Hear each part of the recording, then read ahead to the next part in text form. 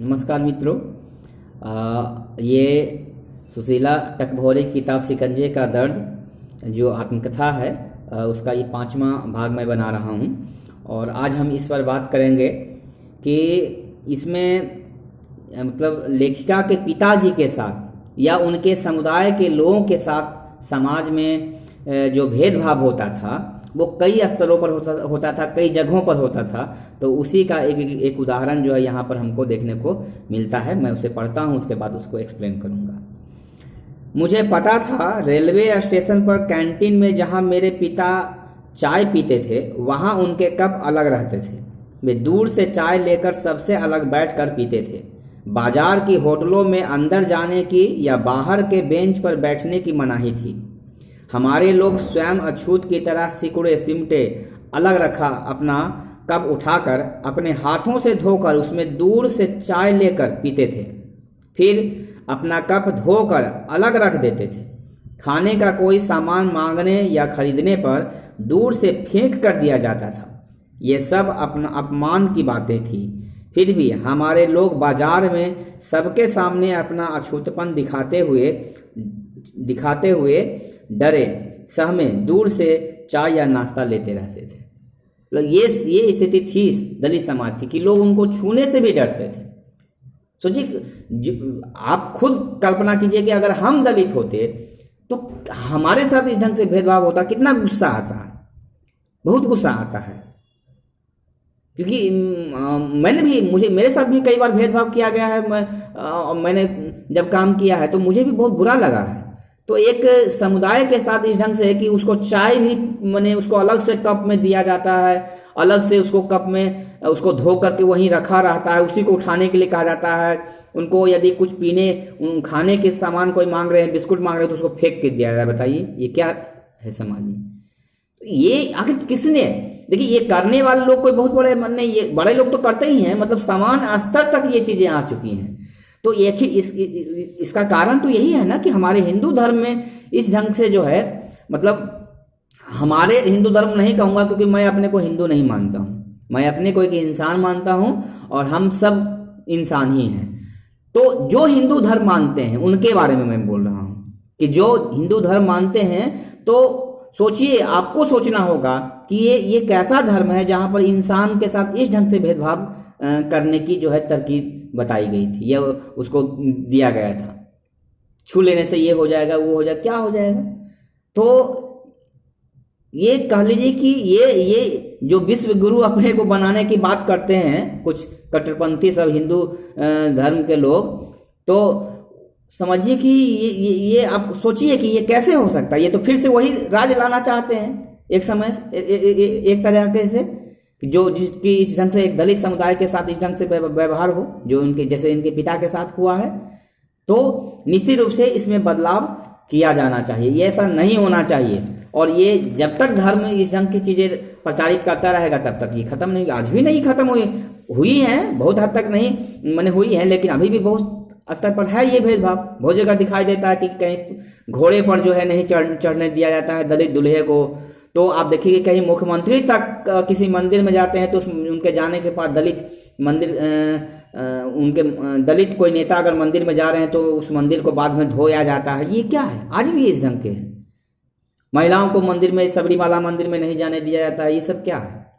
तो बहुत कुपमंडुकता जो है हमारे मंदिरों में भरे पड़े हैं। इसलिए इससे मुक्त होने की जरूरत है, इसको तिरस्कृत करने की जरूरत है, उसको छोड़ देने की जरूरत है हम लोगों को। आगे फिर एक घटना का जिक्र जो है और करते हैं, वो भी मैंने एक ढंग से जो है मानसिक प्रताड़ना कह सकते हैं कि के रूप में है एक ढंग से। कि स्कूल में जब सुशीला जाती थी तो उनके स्कूल में दो नाम, मतलब दो लड़कियों का नाम सुशीला था, तो उनके नाम के साथ हरिजन जोड़ दिया जाता था। तो उस पर आगे जो है वो लिखती हैं, उसको मैं पढ़ता हूँ फिर व्याख्या करूँ। मेरी कक्षा में एक सुशीला जैन थी। हाजिरी लेते समय मुझे सुशीला हरिजन पुकारा जाता, तब मुझे अपनी जाति का आभास होता था। मन संकोच और पीड़ा से दुखी हो जाता था। उस समय यह शासकीय आदेश था, किसी अछूत बच्चे को उसकी जाति के नाम से ना पुकार कर हरिजन कहा जाए।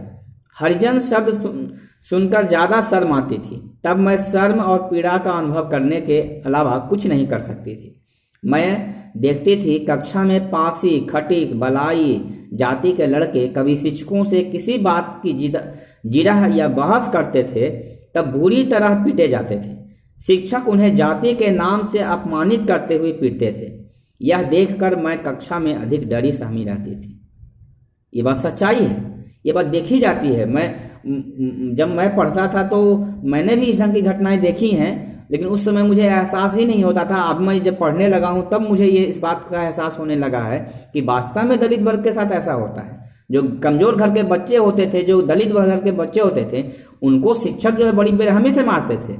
लेकिन जो अपर कास्ट के बच्चे होते थे तो उनको नहीं मारते थे, या नहीं पहचानते थे तो पहले पूछ लेते थे कि तुम किसका बेटा हो या तो उसके बाद ही उसके साथ माने एक ढंग से व्यवहार करते थे। उस समय हम लोग को समझ में नहीं आता था, क्योंकि अपर क्लास के बच्चे थोड़े सीधे साधे रहते थे, साफ सुथरे रहते थे, है ना, और वो पढ़ने में भी ठीक रहते थे, तो उनको शिक्षक जो है उतना नहीं मारते थे। लेकिन जो दलित वर्ग के बच्चे आते थे उनको बड़ी मारते थे अगर कुछ याद करके नहीं लाया। तो सुशीला टकभोरे भी इस बात की ओर इंगित करती हैं कि इस ढंग के जो दलित घर के बच्चे आते थे उनके साथ टीचर जो है बेरहमी से पेश आते थे, इसलिए कोई प्रश्न भी नहीं मैंने पूछने की स्थिति थी। लेखिका कह रही है कि मैं डरी सहमी रहती थी। ऐसे बहुत सारे बच्चे डरे सहमे रहते, चुपचाप बैठे रहते थे, कुछ नहीं बोल पाते थे। तो ये स्थिति है। और दूसरा ये कह रहे हैं कि नाम जो हरिजन कहा गया, दलित को जो हरिजन कहा गया, उससे भी लेखिका सहमत नहीं है, गांधी जी के इस शब्द से सहमत नहीं है। दलित शब्द से सब लोग सहमत है कि हाँ, दलित से व्यंजन माने पूरे माने उनका जो दर्द है या उनकी जो पूरा जीवन है वो अभिव्यंजित हो जाता है दलित से, लेकिन हरिजन से नहीं होता है, क्योंकि हरिजन उनको माना ही नहीं गया कभी। तो एक खाली ऊपर से एक बार थोप देना कि हरिजन है ये, अब हरिजन करके तो ऐसे चिढ़ाने लगता है लोग गांव में। तो अब हरिजन भी नहीं बोलता है, हरिजन बोलता है। सब गांव में भी देखते हैं हरिजन बोल देता है, और वो नेग्लेक्ट भाव से बोलता है कि हरिजन है ये, हरिजन लेकिन है, लेकिन कोई उस भाव से नहीं बोलता है कि हरि का जन है ऐसा। तो सब तो हरि के जन है तो सबको हरिजन बोलो फिर। तो इसलिए हरिजन शब्द से पूरी बात व्यंजित नहीं होती है, इसलिए दलित शब्द जो है वो ज्यादा सटीक है। तो इसलिए लेखिका कहते हैं कि सुशीला जैन को सुशीला जैन कहा जाता था और मुझे सुशीला हरिजन कहा जाता था, नाम में डिफरेंसेस करने के लिए, जबकि पूरा नाम बोला जा सकता है। तो एक बच्चे का मानसिक प्रताड़ना एक ढंग से माने इस तरह के संबोधन से हो सकती है या होती थी। इसी कारण लेखिका मतलब लिखती हैं कि ये ऐसा हमारे साथ किया जाता था, मतलब ऐसा नहीं होना चाहिए, है ना। सब नाम, किसी भी छात्र को नाम से पुकारिए आप। मेरे स्कूल में एक शिक्षक थे जो जिनको लोग चमारी सर बोलता था। उस समय हम लोग भी बच्चा थे तो नहीं समझते थे, तो हम लोग भी चमारी सर बोलते थे, और वो पीटी टीचर थे, बड़ी मारते थे। तो लेकिन अब मैं पढ़ने लगा हूं तो मुझे समझ में आ रहा है कि नहीं, इस ढंग से टीचर की आप मान, और पूरा फेमस था पूरे गांव में कि वो चमारी सर बड़ी मारता है, तो और बड़ा नेगलेक्ट भाव से चमारी सर बोलता था उसको। लड़का सब कुछ लोग जो है बोलता था कि चल मारा ही चमारी सर के, तो वो मुझे खराब लगा। मैंने उस समय भी हमको मैंने अच्छा नहीं लगता था, लेकिन उस समय मुझे ज्ञान ही नहीं था। लेकिन आज मुझे लगता है कि देखिए किस ढंग से उस टीचर को आप टॉर्चर करता था, या कैसे लोग जो है जातीय मैंने ढंग से एक ढंग से उस शिक्षक को देखता था। ठीक है, वो टीचर बहुत मारते थे, हम इसके खिलाफ हैं, किसी बच्चे को मारना नहीं चाहिए, मार के पढ़ाना नहीं चाहिए, लेकिन फिर भी उनके प्रति जातीय जो इस ढंग से संबोधन था वो नहीं होना चाहिए था, उनको इस ढंग से नहीं मैंने बोला जाना चाहिए था। मैं इस बात को आज महसूस करता हूँ। तो अब मैं अपने आप में भी इसको दूर करता हूँ, आपसे भी निवेदन करता हूँ कि इसको दूर कीजिए आप। अब इसके बाद जो है एक घटना का और जिक्र करते हैं कि छोटी जातियों में मतलब भी जो उनके अंदर भी इस ढंग के जातीय भेदभाव कैसे थे, जबकि वो खुद ओबीसी समुदाय से हैं या BC 1 से हैं, तो लेकिन फिर भी उनके साथ भेदभाव किस ढंग से होता था, इसके बारे में लेखिका लिखती हैं। आगे लिखती हैं कि हमारे आंगन में बैठकर तेलन बातें करती थी। तेलन कहते हैं जो तेल बेचा करती थी। मेरे पिताजी भी जो है मतलब, चूंकि मैं जाति नहीं मानता हूँ, तो इसलिए मैं अपने को मनुष्य मानता हूँ, लेकिन मेरे पिताजी मानते हैं आज भी। तो मैं कह सकता हूँ कि मैंने तेली समुदाय से थे हैं। तो वो मेरी हाँ, बचपन में मुझे लोग मेरे गांव में कुर्मी जात के लोग ज़्यादा लोग हैं, तो वो लोग मुझे जो है तेलिया कहकर चिढ़ाते थे। बहुत माने झगड़ा भी, लड़ाई भी माने हुआ है। मेरी उंगली भी इस ढंग से ये हो गया, प्रॉब्लम इसमें आ गया है, अभी तक मैंने बना हुआ। इसका एक कारण मुझे याद है, यही है कि लोग मुझे माने कुछ बच्चे जो थे भाट थे, वो मुझे चिढ़ाते थे कि तेलिया कह के चिढ़ाते थे, गलत ये करके। तो मुझे बहुत गुस्सा आता था कि मेरा नाम क्यों नहीं लोग ये लेते हैं। तो एक दिन तो बहुत लड़ाई किया, 1-2 लड़कों से मैंने लड़ाई किया, तो फिर ये हुआ। लेकिन मुझे याद है कि लोग इस ढंग से कहते थे। तो मतलब कहने का मतलब कि एक तेली एक समुदाय है, मतलब जातीय स्ट्रक्चर में ही जो तेल बेचने का काम करते थे, जिसका पहले समय में कोल्हू होता था। हमारे पिता का ऐसा कुछ था नहीं, हाँ दुकान था, लेकिन बहुत तेल पे, हाँ दादा वगैरह का कुछ होगा शायद, मुझे बहुत याद नहीं, क्योंकि हम लोग दादा को हम लोगों ने देखा नहीं। तो खैर मतलब कि एक तेली माने जाति है जो तेल बेचने का काम जो है करता है।